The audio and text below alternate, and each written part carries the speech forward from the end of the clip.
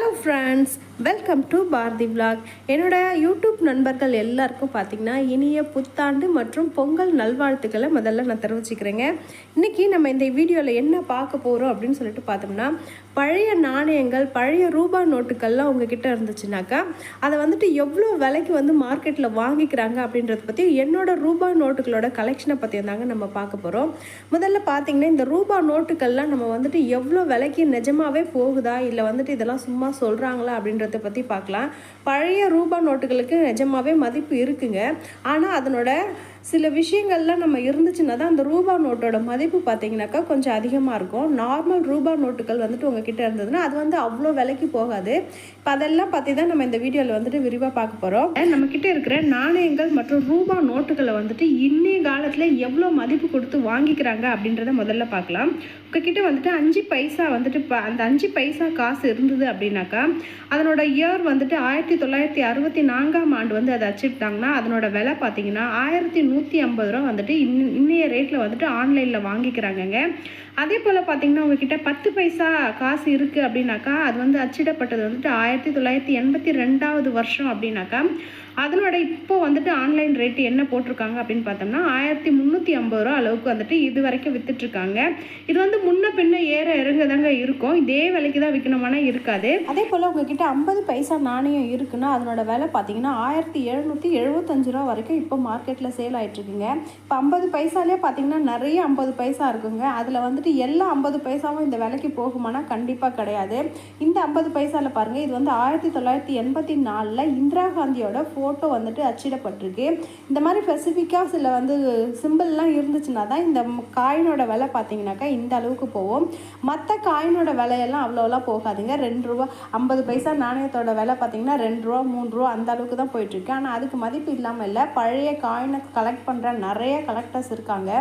நம்ம ரூபா நோட்டுகளின் கலெக்ஷனை பற்றி பார்க்குறது, அதனோட விலையை பற்றி பார்க்கறதுக்கு முன்னாடி இப்போ இந்த ரூபா நோட்டுகளை நம்ம கிட்ட இருந்து வாங்குறவங்களும் சரி விற்கிறவங்களும் சரி நிறைய தில்லுமுள்ளு வேலை பார்க்குறாங்க. நம்மளை பற்றி நிறைய ஏமாத்து வேலையும் செஞ்சிட்ருக்காங்க. இப்போ ரீசெண்டாக பார்த்தீங்கன்னா ஒரு 2-3 மாதத்துக்கு முன்னாடி கூட பார்த்தீங்கன்னா சன் டிவியில் போட்டிருந்தாங்க. கரூர் மாவட்டம் அரவக்குறிச்சியில் பார்த்தீங்கன்னா ஒருத்தர் இது மாதிரி தான் ரூபா நோட்டு கலெக்ஷனை இந்த மாதிரி ஆன்லைனில் போஸ்ட் பண்ணியிருந்தாங்க. அதை சில அதில் போட்டிருந்தாங்க. ஸ்பெசிஃபிக்காகவே அந்த கம்பெனியோட பேர் கூட போட்டிருந்தாங்கங்க. Raju gold coin centre Kolkata அப்படின்னு சொல்லிட்டு அந்த ஆன்லைன் சென்டரில் அவர் இவங்களோட அந்த பழைய ரூபா நோட்டுகள் எல்லாம் வாங்கிக்கிறேன் அப்படின்னு சொல்லிட்டு உங்களோட ரூபா நோட்டுகளோட மதிப்பு பார்த்தீங்கன்னா 36 லட்சம் வரைக்கும் போது நாங்கள் வாங்கிக்கிறோம் அப்படின்னு சொல்லியிருக்காங்க. அதை இவர் நம்பி பார்த்தீங்கன்னாக்கா முதல்ல இதுக்கு பாண்டு பேப்பர் எல்லாம் ரெடி பண்ணணும். அதனால நீங்கள் எங்கள் அக்கௌண்ட்டுக்கு ஒரு 1600 ரூபா போல் போடணும் அப்படின்னு சொல்லியிருக்காங்க.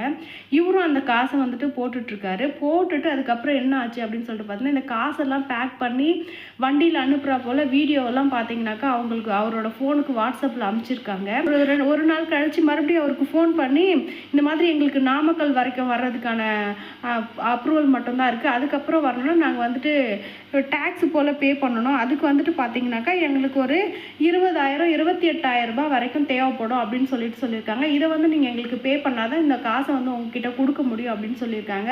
இவர் பார்த்தீங்கன்னா அங்கே இங்கே பெட்ரோல் பங்க்கில் வேலை செய்கிறாரு. இவர் அந்த பெட்ரோல் பங்க்லேயே பார்த்து கடனெல்லாம் வாங்கி அவங்களுக்கு அந்த பேமெண்ட்டை அனுப்பிச்சிட்ருக்காங்க. அந்த பேமெண்ட் போன உடனே பார்த்தீங்கன்னாக்கா அந்த கம்பெனியோட ஆன்லைன் நம்பர் எல்லாமே பார்த்தீங்கன்னா பிளாக் பண்ணிகிட்ருக்காங்க. வாட்ஸ்அப் நம்பரு கான்டாக்ட் எதுவுமே இல்லாமல் ஃபுல்லாக க்ளோஸ் பண்ணிகிட்ருக்காங்க.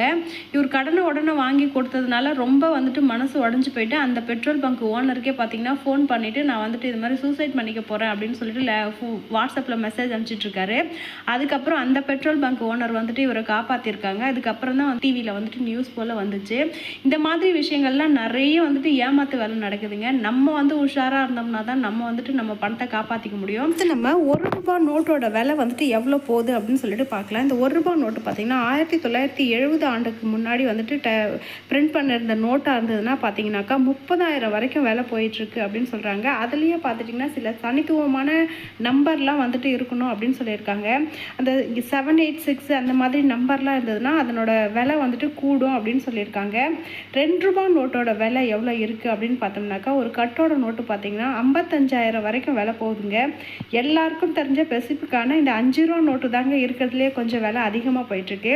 இந்த 5 ரூபா நோட்டோட விலைலாம் கொஞ்சம் நாளுக்கு முன்னாடி உங்களுக்கே தெரியும்.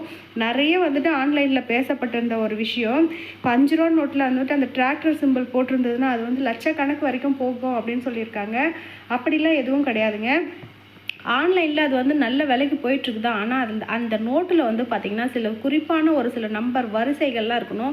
1 2 3 4 5 அப்படின்னு சொல்லிட்டு வரிசையான நம்பர்கள் இருக்கணும். அப்படி இல்லைனாக்கா 786 அப்படின்னு சொல்லிட்டு அந்த லக்கி நம்பர் அதெல்லாம் இருந்துச்சு அப்படின்னா அது மட்டும் இல்லாமல் பார்த்தீங்கன்னாக்கா அந்த 5 ரூபாவில் பார்த்தீங்கன்னா பிரிட்டிஷ் காலத்தில் வந்துட்டு அந்த பிரிட்டிஷ் கிங்கோட ஃபோட்டோ போட்டு யூனிக் நம்பராக அப்படி இருந்துச்சு அப்படின்னாக்கா அதனோட விலைலாம் பார்த்தீங்கன்னா ஒரு நோட்டோட விலை பார்த்தீங்கன்னா 8999 ரூபா, கிட்டத்தட்ட 9000 வரைக்கும் விலை போயிட்டுருக்குங்க. சாதாரண 5 ரூபா நோட்டு அவங்கக்கிட்ட அந்த டிராக்டர் சிம்பிள் போட்டு இருக்குன்னா அதுக்கு வந்து வேல்யூ இல்லையா அப்படின்னு கேட்டால் அதுக்கும் வேல்யூ இருக்குங்க. ஆனால் இந்த அளவுக்கு வேல்யூ இருக்கான்னு கேட்டிங்கன்னா கண்டிப்பாக கிடையாது. ஒரு சாதாரண 5 ரூபா டிராக்டர் போட்ட நோட்டோட மதிப்பு பார்த்தீங்கன்னா ஆன்லைனில் 15 ரூபாலேருந்து 20 ரூபா வரைக்கும் தாங்க போகுது.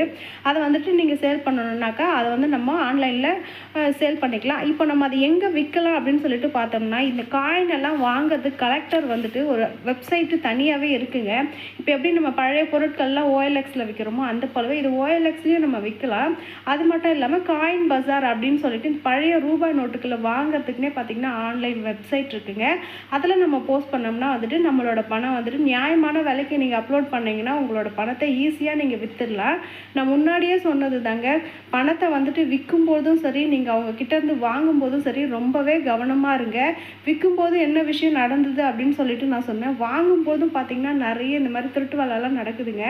என்னன்னு சொல்லிட்டு பார்த்தோம்னா இப்போ வந்துட்டு நாங்கள்லாம் வெளிநாட்டில் இருக்கோம், உங்கள் காயின் எங்களுக்கு வந்துட்டு தேவைப்படுது, அந்த காயினை வந்து நான் உங்ககிட்ட வாங்கணும், உங்கள் அக்கௌண்ட்டுக்கு காசு போடணும் அப்படின்னாக்கா டிரான்சாக்ஷன் வந்துட்டு முதல்ல நீங்கள் எங்களுக்கு பண்ணியிருக்கணும். அதனால் உங்கள் அக்கௌண்ட்லேருந்து எங்களுக்கு ஒரு 1000 ரூபா 2000 ரூபா போடுங்க, அதுக்கப்புறம் தான் எங்கள் அக்கௌண்ட்லேருந்து உங்களுக்கு பணம் அனுப்ப முடியும். இந்த மாதிரி நிறைய தில்லுமுள்ளுகள்லாம் சொல்லுவாங்க. அதை எதையுமே நீங்கள் நம்பாதீங்க.